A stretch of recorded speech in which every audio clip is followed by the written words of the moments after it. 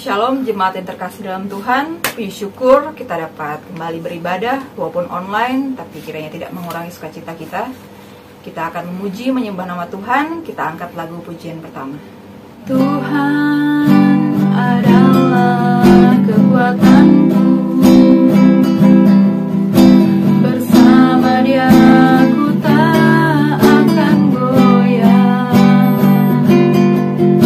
Ku kan terbang tinggi bagai raja wali, melakukan perbuatan yang besar.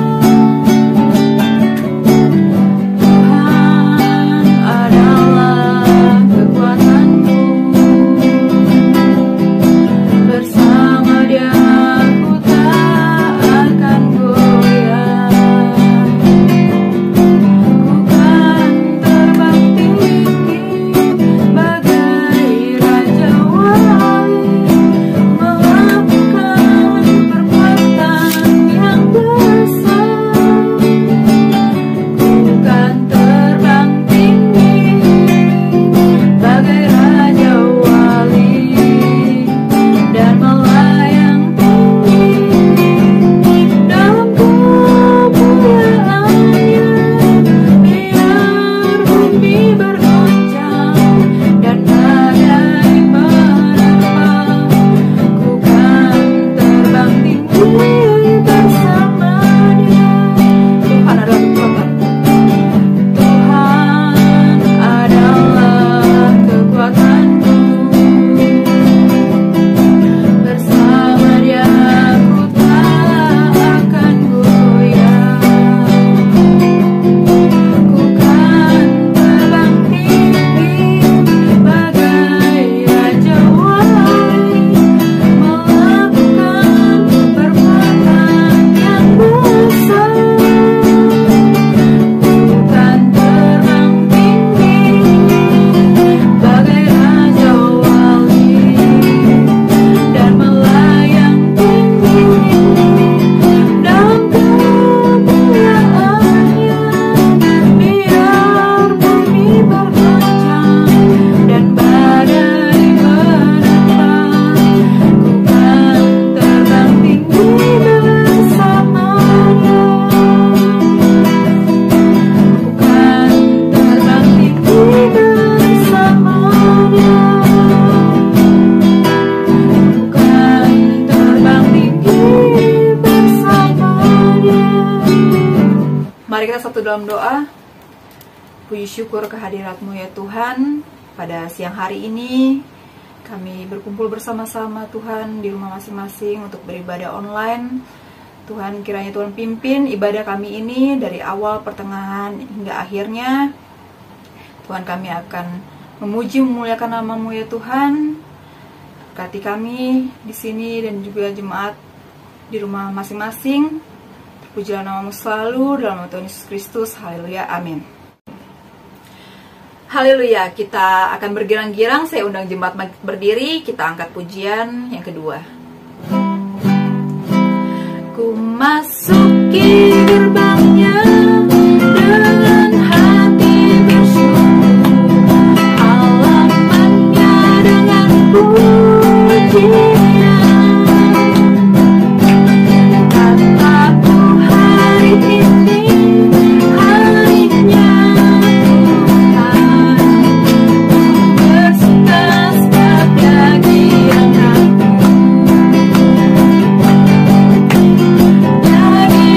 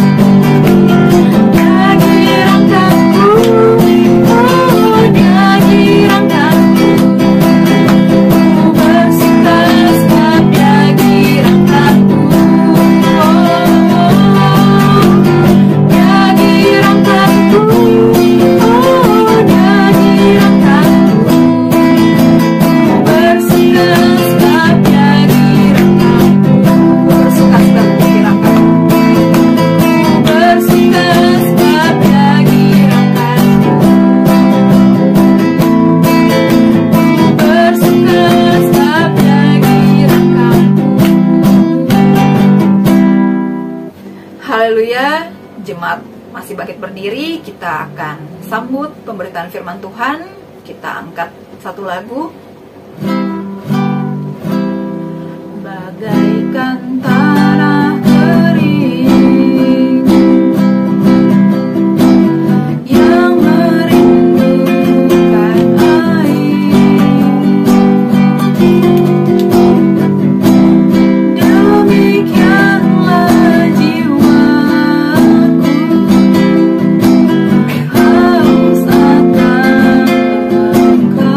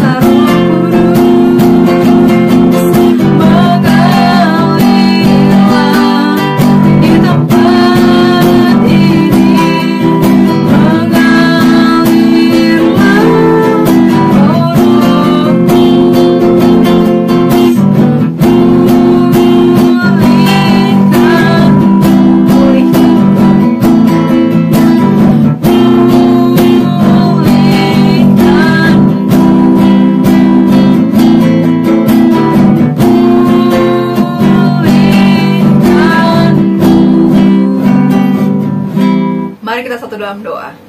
Bapa dalam surga, kami telah memuji muliakan nama-Mu. Kiranya puji-pujian kami menjadi dupa yang berbau harum di hadapan-Mu ya Tuhan.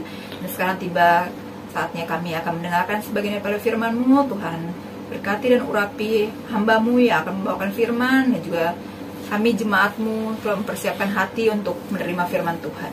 Terima kasih Tuhan, dalam nama Tuhan Yesus Kristus. Haleluya, amin. Jemaat dipersilakan kembali duduk. Haleluya, haleluya, shalom Bapak Ibu Saudara yang kasih dalam Tuhan. Kita jumpa lagi di dalam ibadah hari Minggu, dan juga kita sebentar akan menikmati perjamuan Tuhan, perjamuan asa yang kudus.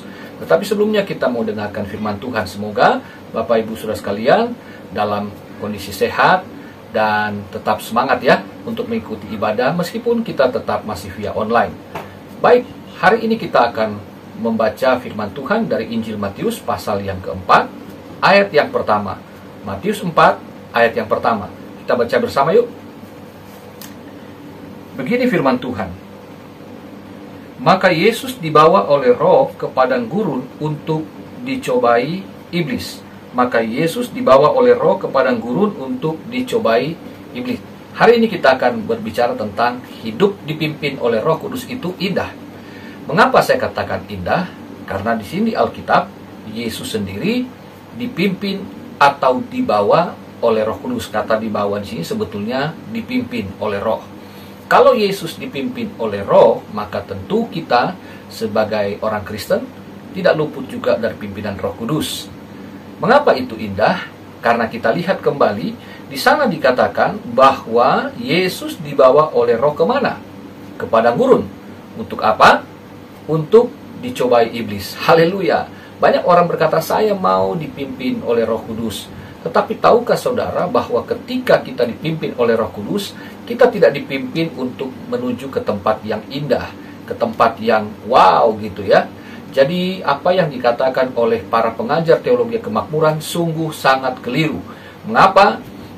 Yesus dibawa oleh Roh ke padang gurun untuk dicobai oleh iblis. Nah, di sini kita lihat dicobai iblis seolah-olah iblis punya kuasa untuk menjatuhkan Yesus.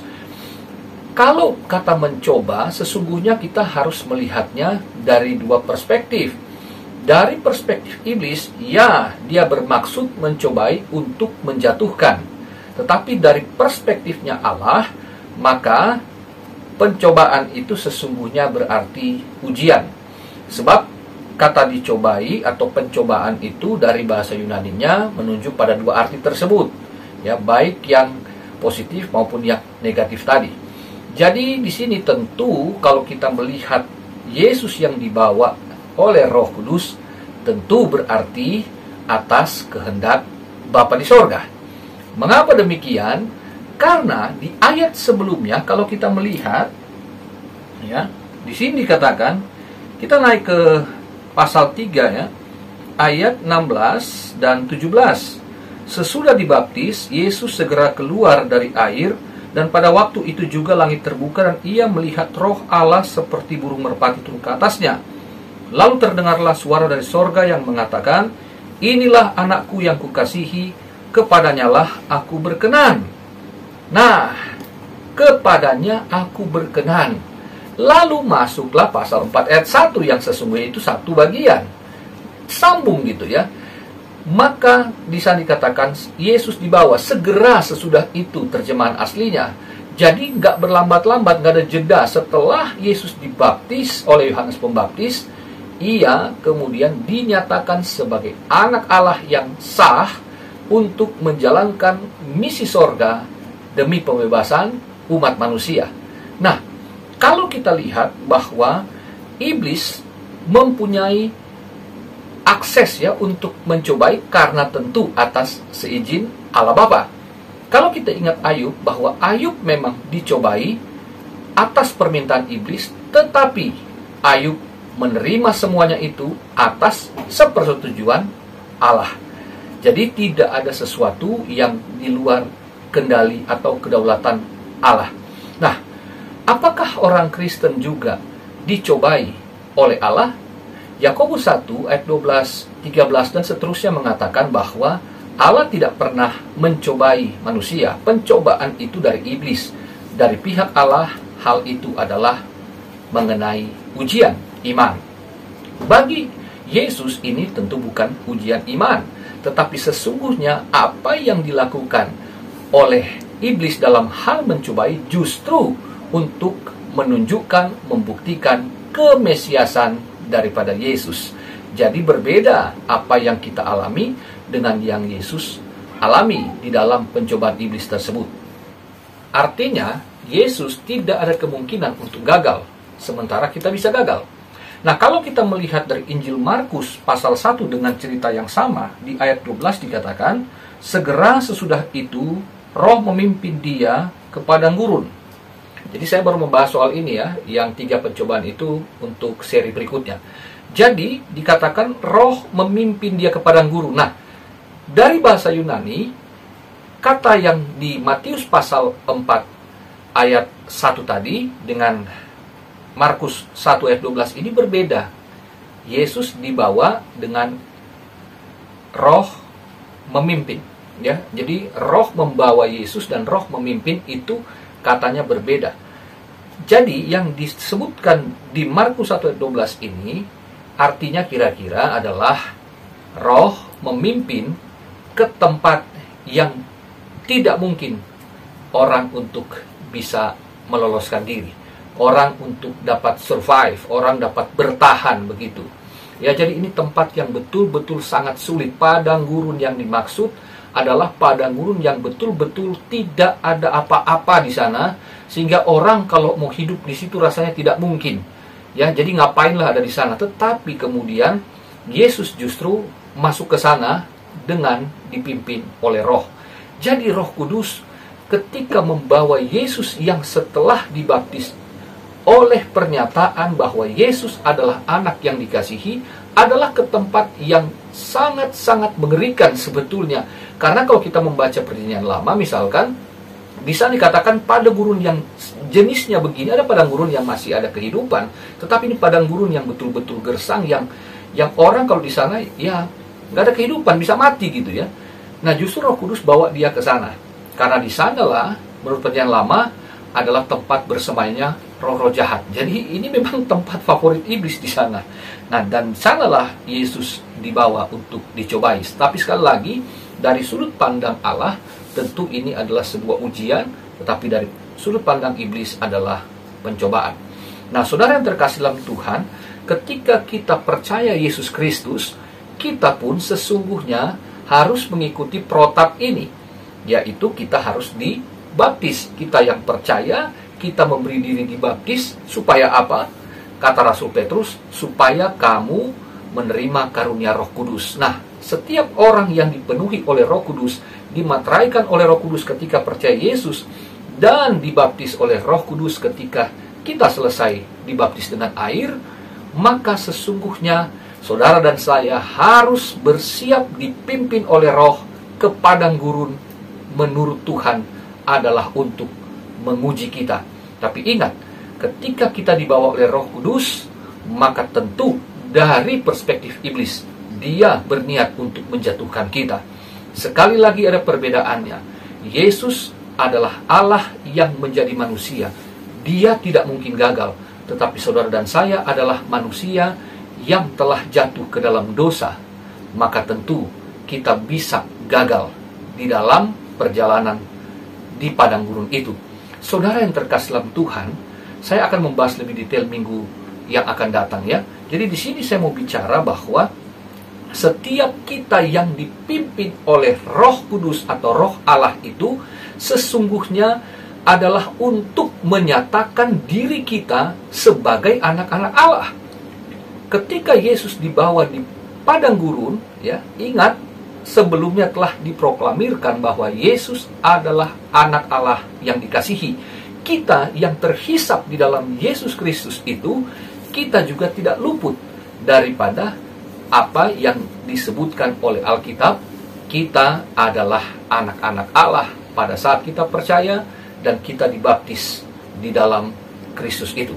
Nah, saudara yang terkasih dalam Tuhan, bahwa sesungguhnya sebagaimana iblis justru ketika dia mencobai Yesus yang dipimpin oleh Roh, dinyatakanlah kemesiasannya, maka sesungguhnya saya katakan indah ketika kita dipimpin oleh Roh Kudus, meskipun itu masuk ke padang gurun yang mengerikan sekalipun, maka kita tidak usah takut. Kenapa?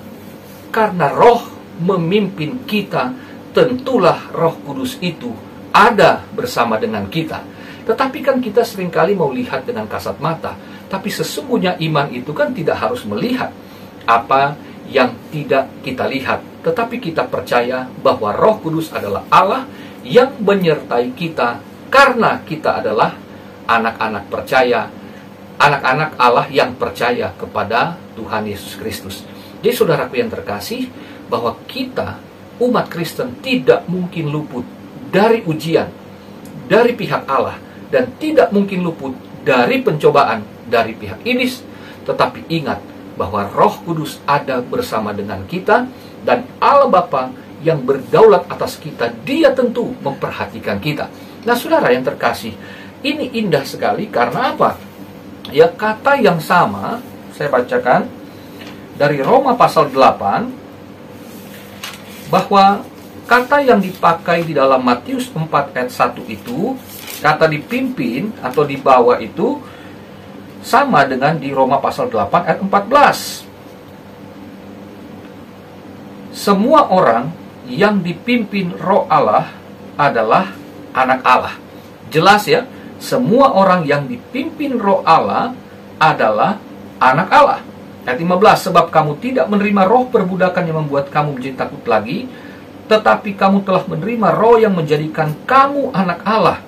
Oleh roh itu kita berseru, ya Aba, ya Bapa. Jadi kita anak-anak yang diakui secara hukum. Begitulah teks Yunaninya, ya, bahwa kita anak-anak yang sah secara hukum menurut Allah.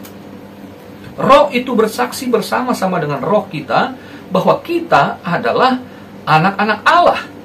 Jadi meskipun Roh Kudus memimpin kita ke padang gurun, di mana iblis juga bersiap untuk mencobai kita, tetapi Roh Kudus ada di sana, tentu Dia akan memberikan kita kekuatan untuk kita dapat bertahan dan melewati semua pencobaan. Karena ketika kita melihat Allah, kita melihat ini bukan sebuah pencobaan, meskipun berat, tetapi ini sebagai ujian. Nah, saudaraku, kemudian kita lihat di ayat 17. Dan jika kita adalah anak, maka kita juga adalah ahli waris. Maksudnya, orang-orang yang berhak menerima janji Allah. Nah, saudaraku, kalau kita melihat bahwa di dalam pengakuan bahwa kita adalah anak-anak Allah, kita menerima warisan yang kekal, warisan yang berganda. Yesus dikatakan oleh Yakobus adalah yang sulung. Paulus juga mengatakan demikian, Kristus itu yang sulung. Jadi, sebagai anak sulung dalam konteks orang Ibrani, orang Israel, maka warisan yang diterima oleh anak sulung adalah yang terbesar. Dia menerima warisan ganda. Demikian juga dengan kita. Ketika kita diakui sebagai anak-anak Allah, maka kita yang mau dipimpin, ingat, kita bisa menolak karena ada kehendak bebas. Tetapi sebagai anak Allah, kita sadar bahwa kita, kalau mau terbukti kapasitas kita, status kita sebagai anak-anak Allah, maka tidak bisa menolak bahwa kita haruslah diuji oleh Tuhan dan harus siap dicobai oleh iblis. Nah, saudaraku, di sini dikatakan apa? Kita mempunyai warisan, ya, yaitu mempunyai satu kepastian bahwa kita akan masuk ke dalam kerajaan sorga tentu. Tetapi di sini juga warisan yang berganda itu dikatakan begini, ya, orang-orang yang berhak menerima janji-janji Allah yang akan menerimanya bersama-sama dengan Kristus, bersama-sama dengan Kristus. Nah, disinilah sesungguhnya, ya, warisan yang berganda itu kita bukan hanya masuk ke dalam kerajaan Allah atau kerajaan sorga, tetapi kita juga mewarisi kerajaan Allah itu sendiri. Haleluya. Bahwa syarat yang harus dipenuhi untuk kita dapat menerima warisan berganda itu ada syaratnya, yaitu jika kita menderita bersama-sama dengan Dia, supaya kita juga dipermuliakan bersama-sama dengan Dia. Disinilah bahwa kita bukan hanya masuk ke dalam kerajaan Allah, tetapi kita juga menerima warisan kerajaan Allah itu sendiri. Indah bukan? Tetapi jangan lupa bahwa sebagai anak Allah dipimpin oleh Roh Kudus untuk masuk ke dalam padang gurun yang disebutkan di sana sebagai syaratnya, yaitu untuk menderita bersama-sama dengan Kristus. Karena tanpa penderitaan, dikatakan, tidak mungkin ada kemuliaan. Kemuliaan yang kekal di sorga itu hanya dapat dinikmati oleh anak-anak Allah yang dipimpin oleh Roh Kudus itu. Sebab itulah kemudian dikatakan, kalau kita naik lagi di ayat 12, 13, ya, sebab jika kamu hidup menurut daging, kamu akan mati. Tetapi jika oleh Roh kamu matikan perbuatan-perbuatan tubuhmu, kamu akan hidup. Jadi jelas bahwa kalau kita memberi diri dipimpin oleh Roh Kudus, yang kita dapatkan adalah kehidupan. Karena itulah yang disebut ujian. Ya, kita lulus ujian, kita terima mahkota kehidupan. Tapi ketika kita gagal, artinya kita berhasil dicobai oleh iblis. Dalam artian kita menerima pencobaan itu, tidak mau dipimpin Roh Kudus, tapi mau dipimpin oleh kedagingan kita, maka sebaliknya kita akan menerima kematian yang kekal. Saudaraku, sebagai penutup saya membaca ya, bahwa di sini kalau kita melihat sesungguhnya dari apa yang dituliskan oleh Rasul Paulus dalam Roma pasal 8 ini, sesungguhnya ini bentuknya adalah bentuk present ya. Jadi bentuk sekarang. Jadi kita yang dipimpin, kita yang sedang dipimpin oleh Roh Allah. Jadi menderita juga bersama dengan Kristus itu bentuknya present tense. Jadi artinya sekarang kita yang sedang dipimpin oleh Roh Kudus, sekarang juga kita sesungguhnya sedang masuk di dalam proses penderitaan itu. Penderitaan itu adalah bagaimana kita menolak yang jahat, menolak yang duniawi, menolak keinginan yang menyenangkan daging untuk hidup di dalam tuntunan roh menurut kehendak Allah. Itu yang disebut penderitaan. Mengapa? Karena yang enak-enak itu adalah yang disebut area pencobaan. Hawa ingin hidup enak yang lebih baik dari Allah sehingga ia menerima tawaran iblis. Tetapi kita di sini belajar kita harus menerima pimpinan Roh Kudus supaya kita mendapatkan kehidupan yang jauh lebih baik daripada apa yang ditawarkan oleh dunia ini. Karena ini bicara kekekalan. Saudara yang terkasih dalam Tuhan, bahwa kita hari-hari sedang menjalani ya. Bagi orang yang tidak percaya kepada Kristus sungguh-sungguh, penderitaan itu adalah satu tempat yang tidak bisa bertahan di sana. Ingat, dibawa ke padang gurun yang dimana orang nggak bisa bertahan, yang nggak bisa survive di sana. Tetapi karena dipimpin oleh Roh Kudus, maka tentu tempat yang mustahil untuk bertahan, orang-orang percaya pasti bisa bertahan karena Roh Kudus itu yang menolong kita. Amin. Nah, sebagai penutup saya membaca dalam Galatia pasal yang kelima, dikatakan begini, di ayat yang ke-16. Ini sebetulnya paralelnya Roma pasal 8 tadi. Maksudku ialah hiduplah oleh roh, maka kamu tidak akan menuruti keinginan daging.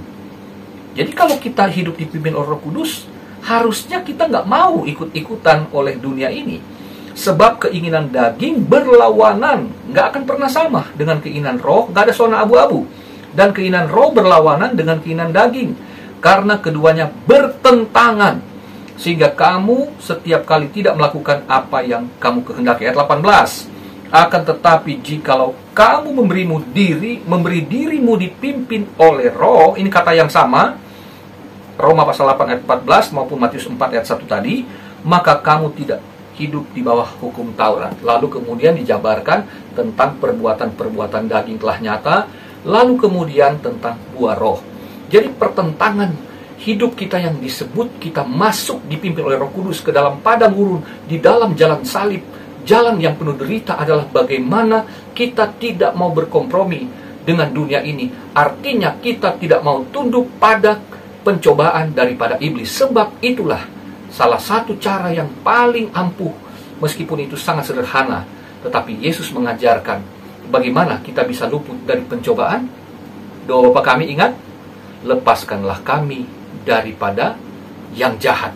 Karena saudaraku, kita dengan kekuatan sendiri tidak akan mampu menolak keinginan daging, tidak akan mampu menolak tawaran dunia, tidak mampu menerima tawaran dosa. Tetapi dengan memberi diri dipimpin oleh Roh Kudus, kita pasti bisa. Karena memang menyakitkan, tetapi kita pasti mampu bertahan dan akan berhasil untuk melakukan apa yang dikehendaki Allah, sehingga kita dikatakan akan menampilkan hasil yang nyata, yaitu yang disebut buah roh. Galatia pasal 5 tadi, kalau kita baca lanjut, itu ada di ayat 22 dan 23. Nanti saya akan lanjutkan serial ini untuk minggu yang akan datang, untuk melanjutkan apa yang dibahas dari ayat pokok kita, Matius pasal 4 tadi. Tetapi saudaraku, pesan saya adalah hari-hari ini sukar, iya. Tawaran untuk keluar dari masalah dengan jalan pintas banyak. Tetapi ingat, meskipun berat, meskipun sulit, ya, malah sekarang kita mendengar beritanya semakin gawat. Tetapi ini kan sudah diterapkan PPKM darurat.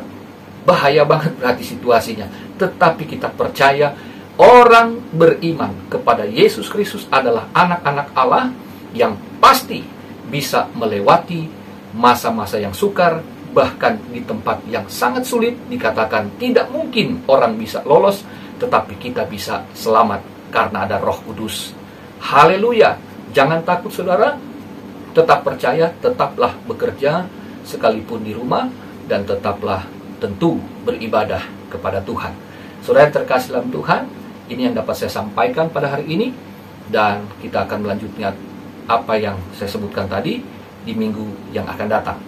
Mari kita siapkan hati kita untuk kita menerima perjamuan Tuhan, perjamuan kudus. Haleluya. Bapak Ibu Saudara yang kekasih dalam Tuhan, saatnya kita akan menerima perjamuan kudus setelah kita menerima kebenaran firman Tuhan.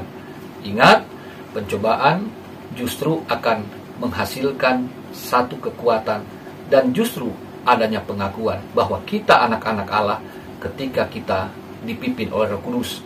Tetapi ingat bahwa kita bisa diakui sebagai anak-anak Allah karena Yesus Kristus naik di atas kayu salib di Golgota, mati bagi saudara dan saya. Itu sebabnya kita memperingatinya dalam perjamuan Tuhan yang kudus pada siang hari ini. Mari Bapak Ibu Saudara yang sudah punya roti dan anggur, siapkan semuanya. Mari kita bersama-sama mengangkat roti di tangan kanan kita. Kita menjunjung tinggi tubuh Kristus. Dengarkan firman Tuhan. Sebab apa yang telah kuteruskan kepadamu telah aku terima dari Tuhan, yaitu bahwa Tuhan Yesus pada malam waktu ia diserahkan mengambil roti, dan sesudah itu ia mengucap syukur atasnya. Ia memecah-mecahkan yang berkata, inilah tubuhku yang diserahkan bagi kamu, perbuatlah ini menjadi peringatan akan aku. Mari kita makan bersama. Roti ini lambang persekutuan kita dengan tubuh Kristus, bahwa oleh bilurnya kita yang berdosa telah diampuni, dan kita yang sakit dijamah, disembuhkan oleh bilurnya, dan kita disatukan sebagai anggota tubuh Kristus, sesama jemaat yang dikasihi. Kita makan dengan iman roti ini dalam nama Tuhan Yesus Kristus.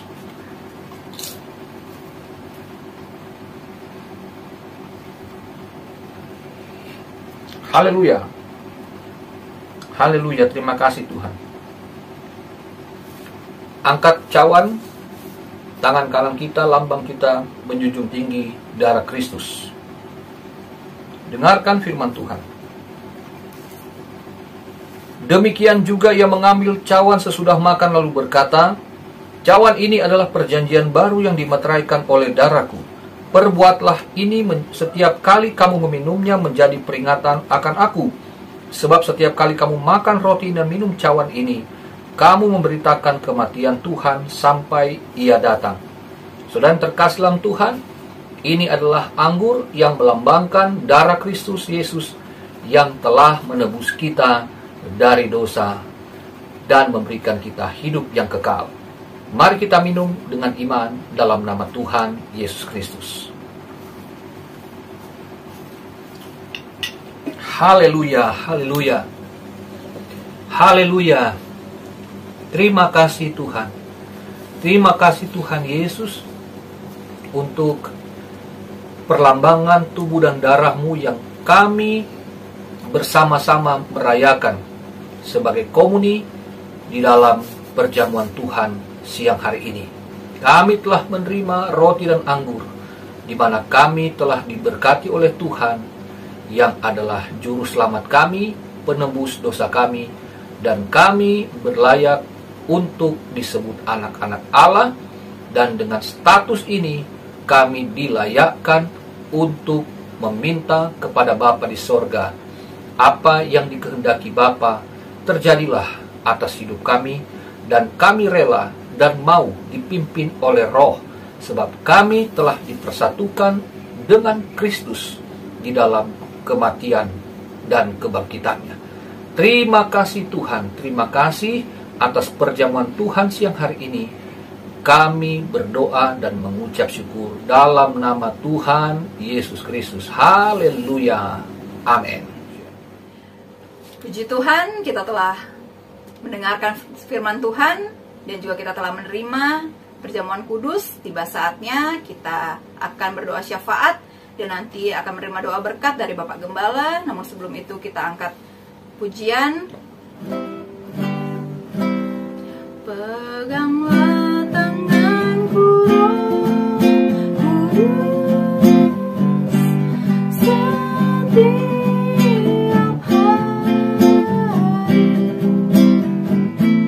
Ku tak dapat jalan sendiri tanpa Roh. Bawalah diriku kepada segala kebenaran,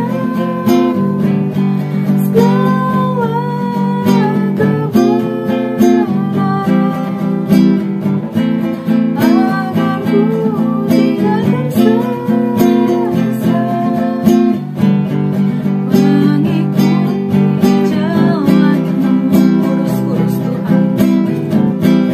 Kudus, kudus Tuhan. Kudus nama-Mu. Ku beri syukur, simfoni indah.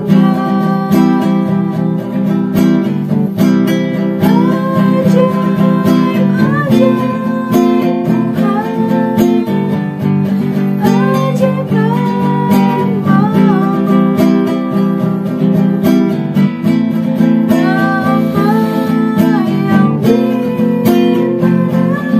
Nama yang Yesus namanya. Nama yang beri menang. Nama yang Yesus namanya. Bapak Ibu Saudara sekalian, kita akan berjumpa lagi minggu yang akan datang. Jangan lupa ya, di jam yang sama selama kita masih siaran online, maka kita akan terus beribadah di jam 12 siang. Oke, siap ya, kiranya Tuhan tolong saudara semua untuk tetap sehat dan kuat di dalam menjalani hari-hari ini. Mari kita satu dalam doa, kita tamatkan ibadah kita pada siang hari ini. Mari kita berdoa. Bapa dalam sorga, terima kasih atas pimpinan Roh Kudus, atas ibadah kami, ibadah dan perjamuan Tuhan yang telah kami laksanakan. Tuhan telah memberkati kami semua, dan kiranya Tuhan memimpin kami untuk hidup sepanjang minggu ke depan di dalam kuasa Roh Kudus, dan pimpinlah kami dengan firman-Mu sehingga langkah-langkah kami diterangi dan kami dapat melihat mana yang benar, mana yang salah, sehingga kami tetap hidup di dalam kemenangan, karena kami anak-anak Allah yang diperkenan oleh Bapa, sehingga ketika kami melewati masa yang sukar sekalipun, Roh Kudus tidak pernah meninggalkan kami. Terima kasih Bapa dalam sorga, berkati hamba-hamba-Mu yang sudah mengambil bagian dalam pelayanan pada siang hari ini, dan kiranya Tuhan memberkati semua jemaat yang ada di rumah masing-masing atau di mana saja mereka berada, baik jemaat GBD House of Blessing atau siapapun yang mengikuti ibadah pada siang hari ini atau siaran ulangannya. Tuhan jamah satu persatu di dalam setiap pergumulan persoalan hidup mereka. Dan terimalah setiap persembahan pujian penyembahan kami ya Tuhan. Dan jika ada jemaat yang memberikan persembahannya, baik itu melalui transfer ataupun secara langsung, dan Tuhan menerima setiap persepuluhan yang dikembalikan, kiranya Tuhan Engkau menerima dan balas memberkati melalui tangan kami hamba Tuhan. Kiranya Tuhan hal tersebut dapat menjadi berkat dan kami dapat melaksanakan pekerjaan Tuhan dan pelayanan-pelayanan yang lainnya. Terima kasih Bapa dalam sorga. Di doa sembahyang kami mengucap syukur atas anugerah-Mu bagi kami semua pada siang hari ini. Dan akhirnya kami akan berpisah satu dengan yang lain. Pertemukan kami untuk ibadah-ibadah yang akan datang, baik ibadah doa pertengahan minggu maupun ibadah raya minggu yang akan datang. Kami sehat dan kuat seperti yang kami doakan tadi dalam doa syafaat. Terima kasih Bapa dalam sorga, kami akan berpisah tetapi Tuhan menyertai kami, dan kami akan terima berkat-Mu. Bapak Ibu Saudara sekalian, angkatlah tanganmu dan terimalah berkat-Nya.